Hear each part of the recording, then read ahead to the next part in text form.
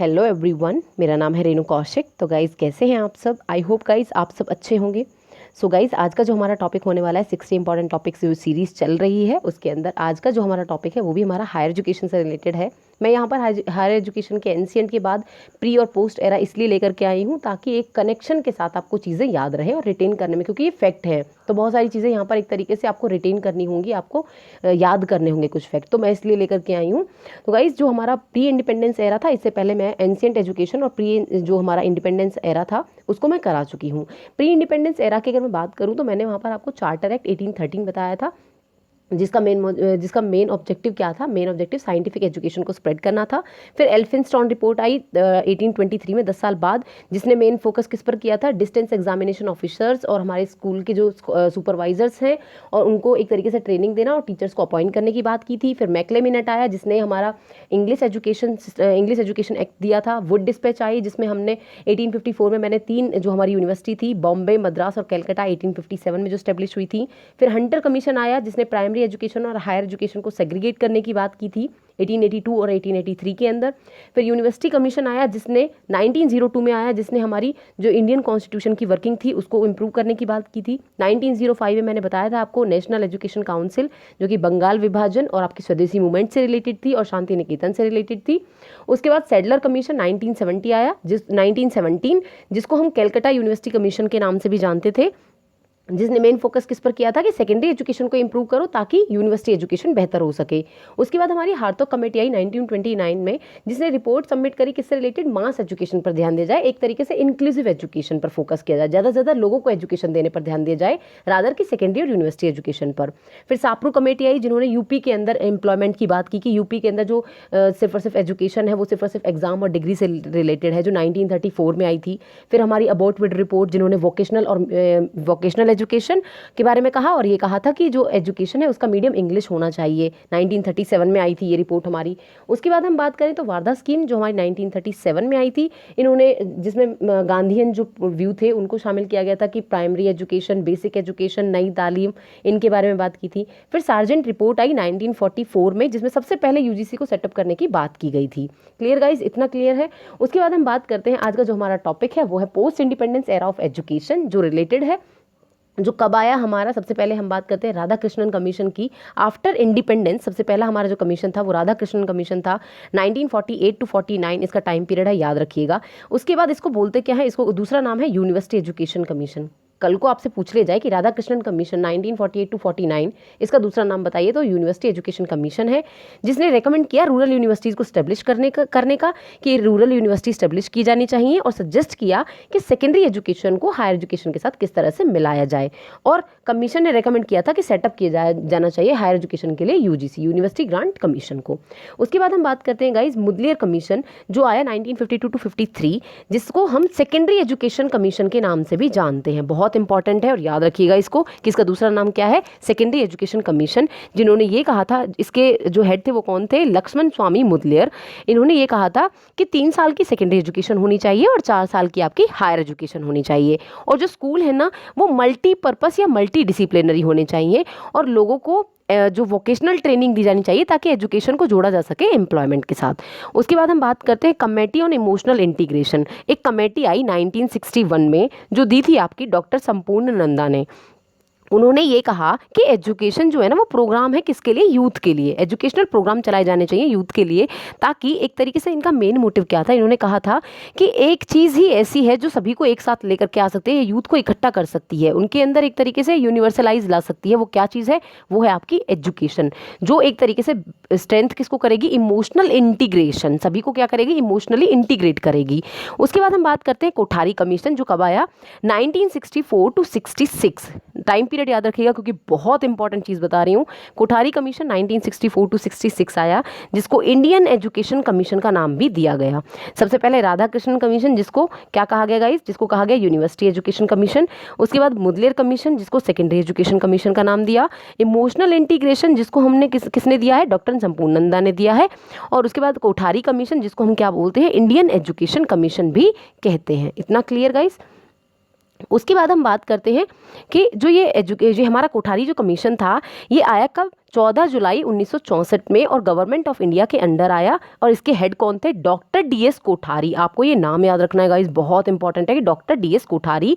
ये जो कमीशन था, इसकी जो रिपोर्ट थी वो कब दी गई थी इंडियन एजुकेशन की? कब? 29 जून 1966। देखिए गाइस, ये जो कमीशन था ना, इसने कुछ रिकमेंडेशन दी थी। जो रिकमेंडेशन आपकी 1968 और 1986 की जो एजुकेशन पॉलिसी थी उसके अंदर दिखाई देंगी, ठीक है। और यहाँ पर लिखा भी गया है कि ये जो पॉलिसी है 1968 की जो पॉलिसी वो बेस्ड थी कोठारी कमीशन पर, ठीक है। तो इसका मेन ऑब्जेक्टिव क्या था इस कमीशन का? इस कमीशन का मेन ऑब्जेक्टिव था कि एजुकेशन के अंदर जो क्वालिटीज़ है, कि एजुकेशन की क्वालिटी को इम्प्रूव किया जाना चाहिए, एजुकेशन को एम्प्लॉयमेंट से जोड़ना चाहिए, रोजगार से जोड़ना चाहिए, ठीक है। इसलिए इस एजुकेशन के लिए एक रिपोर्ट तैयार की गई जिसको नेशनल डेवलपमेंट रिपोर्ट या फिर प्रोग्रेसिव रिपोर्ट का भी नाम दिया गया। नेशनल डेवलपमेंट रिपोर्ट और प्रोग्रेसिव रिपोर्ट इसको क्यों कहा गया? इसका मेन मोटिव क्या था कि एजुकेशन के अंदर कुछ ना कुछ सुधार किए जाने चाहिए, कुछ ना कुछ डेवलप किया जाना चाहिए, ताकि हायर एजुकेशन और सेकेंडरी एजुकेशन की क्वालिटी को इम्प्रूव किया जा सके। उसके बाद क्या कहा गया कि 6% जो है ना वो नेशनल इनकम का स्पेंड किया जाएगा एजुकेशन पर। और ये जो रिलेटेड थी ये 3 लैंग्वेजेस पर बेस्ड थी, इसलिए इसको 3 लैंग्वेज फार्मूला भी इसके अंदर यूज़ किया गया था। इस कमीशन के अंदर कहा गया कि रीजनल लैंग्वेज प्राइमरी बच्चों के लिए होगी और हिंदी और इंग्लिश जो है वो यूज़ होगी आपकी सेकेंडरी और यूनिवर्सिटी जो बच्चे होंगे उनके लिए, ठीक है। और इस कमीशन का मेन काम क्या था गाइस? इस कमीशन का मेन काम था कि जो एजुकेशन है ना, एजुकेशन फैसिलिटी प्रोवाइड की जानी चाहिए रूरल और बैकवर्ड एरियाज़ के लिए। और 10+2+3 का सबसे पहला फॉर्मूला जो था ना हायर एजुकेशन और सेकेंडरी एजुकेशन के लिए, वो किसने दिया? वो दिया आपका कोठारी कमीशन ने। इसकी हर एक लाइन इस कमीशन की बहुत इंपॉर्टेंट है गाइज, हर एक लाइन पर बहुत फोकस कीजिएगा। अब बात करते हैं education as a subject in concurrent list. आप सभी को पता है हमारी 3 तरह की लिस्ट होती हैं, यूनियन लिस्ट, स्टेट लिस्ट और हमारी कॉन्करेंट लिस्ट। यूनियन लिस्ट हमारी सेंट्रल गवर्नमेंट के अंदर आती है, स्टेट लिस्ट स्टेट के अंदर आती है, वो सब्जेक्ट जो स्टेट के अंदर आते हैं, और कॉन्करेंट लिस्ट में वो सब्जेक्ट आता है जो हमारे सेंटर और स्टेट दोनों के अंदर होता है। तो हमारी एजुकेशन एक ऐसा सब्जेक्ट है जो दोनों की रिस्पॉन्सिबिलिटी होती है, सेंटर और स्टेट दोनों की। तो क्या हुआ कि आप इसका मेन मोटिव क्या है गाइज? इसका मेन मोटिव ये था कि जो ये education as a subject in concurrent list 1976 का आपका टाइम पीरियड दिखाई दे रहा है ना, इसके अंदर क्या है कि यहाँ पर क्या हुआ कि एक एंट्री जो कि 42 अमेंडमेंट जिसको मिनी कॉन्स्टिट्यूशन का नाम दिया गया था, इसके अंदर कॉन्करेंट लिस्ट को लाया गया। और कॉन्करेंट लिस्ट के अंदर ये कहा गया कि एजुकेशन जो है वो कॉन्करेंट लिस्ट का पार्ट होगी, मतलब कि एजुकेशन दोनों की रिस्पॉन्सिबिलिटी होगी। आपसे क्वेश्चन में ये पूरा का पूरा पूछा जा सकता है कि एंट्री 25 42 अमेंडमेंट मिनी कॉन्स्टिट्यूशन क्या कहता है? ये कहता था कि कॉन्करेंट लिस्ट को ही पार्ट बनाया जाना चाहिए एजुकेशन का, एक तरीके से कि एजुकेशन उसका सब्जेक्ट होनी चाहिए, किस दोनों की रिस्पॉन्सिबिलिटी होनी चाहिए। कैसे? कि जो स्टेट है वो स्टेब्लिश करेगी यूनिवर्सिटीज़ को, और जो आपकी सेंटर है, सेंटर क्या करेगी? सेंटर उसको फंडिंग प्रोवाइड करेगी, उन स्टैंडर्ड्स को पूरा करने के लिए उसको फंडिंग प्रोवाइड करेगी। Clear guys? उसके बाद हम बात करते हैं सबसे पहली पॉलिसी हमारी कौन सी थी? National policy on education 1968। ये हमारी फर्स्ट एनपीई थी जो हमारी किसके अंडर आई थी? ये आई थी जब हमारी जो प्राइम मिनिस्टर कौन थी? हमारी इंदिरा गांधी जी थी। ये पॉलिसी जो बेस थी, ये बेस थी आपकी कोठारी कमीशन, जो अभी ये पढ़कर हम आए हैं। ये पॉलिसी किस बारे में बात करती है? ये पॉलिसी बात करती है रेडिकल रिस्ट्रक्टिंग। मतलब रेडिकल रिस्ट्रक्टिंग का मतलब क्या होता है कि जो आपकी बुनियादी ढांचा है ना एजुकेशन का, उसमें क्या होना चाहिए? कुछ ना कुछ बदलाव होने चाहिए। देखिए गाइज 1947 में ना आपके मौलाना अब्दुल आज़ाद जो कलाम थे, ठीक है, उन्होंने शिक्षा के एकाकीकरण की बात की थी। उन्होंने एजुकेशन को एक तरीके से यूनिफॉर्मल करने को कहा था कि सारी की सारी जो एजुकेशन है उसको एक कर दिया जाए, सभी के लिए शिक्षा जो है एक तरीके से अवसर होनी चाहिए, ठीक है। तो 1968 में इंदिरा गांधी जी आई जिन्होंने पॉलिसी दी एजुकेशन से रिलेटेड, और उन्होंने बहुत सारी रिकमेंडेशन दी। ये सारी की सारी रिकमेंडेशन जिस कमीशन पर बेस्ड थी वो था आपका कोठारी कमीशन। उस कमीशन से कुछ रिकमेंडेशन इस पॉलिसी के अंदर भी आई, जैसे कंपल्सरी एजुकेशन 14 एज के लिए, 6 to 14 एज के लिए हमारी क्या होनी चाहिए? कंपल्सरी एजुकेशन होनी चाहिए।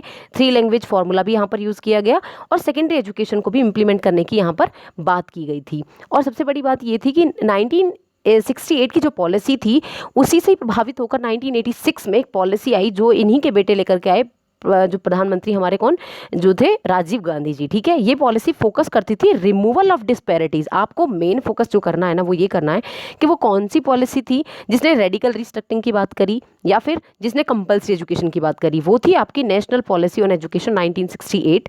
लेकिन वो पॉलिसी जिसने रीजनल डिस्पैरिटी को कम करने की बात करी कि सभी को इक्वलाइज लाना चाहिए, सभी को एजुकेशनल अपॉर्चुनिटीज देनी चाहिए, वो कौन थे? इंडियन वुमेन और एससी और एसटी कम्युनिटी को भी एक तरीके से सोशल इंटीग्रेशन अचीव करने के लिए वो कौन थे आपके? वो थे आपके राजीव गांधी जी। और 1986 की policy NPE, new education policy 1986 के नाम से जानी जाती है और बहुत ही इंपॉर्टेंट पॉलिसी है। इसका हर एक पॉइंट बहुत इंपॉर्टेंट है। इन्होंने एक तरीके से सबको शामिल करने की बात की थी। इन्होंने कहा था कि जितनी भी ट्राइब्स हैं, जितनी बैकवर्ड एरियाज हैं, सभी को हक है एजुकेशन पाने का।